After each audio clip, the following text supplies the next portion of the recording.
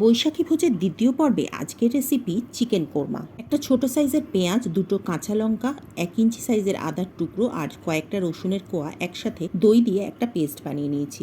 সেই পেস্টটাকে দিয়ে চিকেনটাকে ম্যারিনেট করব। সাথে দেবো কিছু গুঁড়ো মশলা, মেনশন করা থাকলো ক্যাপশনে। সমস্ত কিছু দিয়ে চিকেন ম্যারিনেশন করতে হবে মিনিমাম 2 ঘন্টা।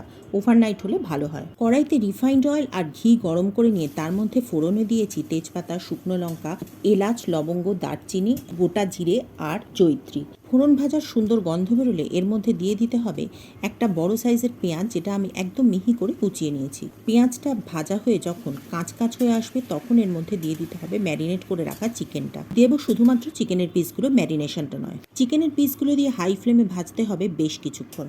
চিকেনগুলো যখন রং বদলে গোলাপি থেকে সাদা হবে তখন ম্যারিনেশনটা দিয়ে আরও কিছুক্ষণ কষিয়ে নিতে হবে। যদি ঝাল খেতে পছন্দ করেন তাহলে এই সময় কাঁচা লঙ্কা একটু দিতে পারেন। চাপা দিয়ে চিকেনটা রান্না করতে হবে বেশ কিছুক্ষণ, যাতে চিকেনটা অন্তত 80% সেদ্ধ হয়ে যায়। 1/4 কাপ কাজু বাদাম আর 2 টেবিল চামচ তিল খুব মিহি করে একটা পেস্ট বানিয়ে দিয়ে দেবো চিকেনের মধ্যে। কষিয়ে নেবো আরও কিছুক্ষণ।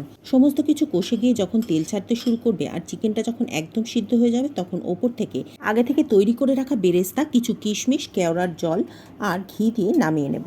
পরোটা হোক বা নান অথবা হোক প্লেন লুচি, বিরিয়ানি হোক বা পোলাও অথবা ধোয়া ওঠা সাদা ভাত, যার সাথেই আপনি পরিবেশন করুন না কেন, এটা জাস্ট ফাটাফাটি।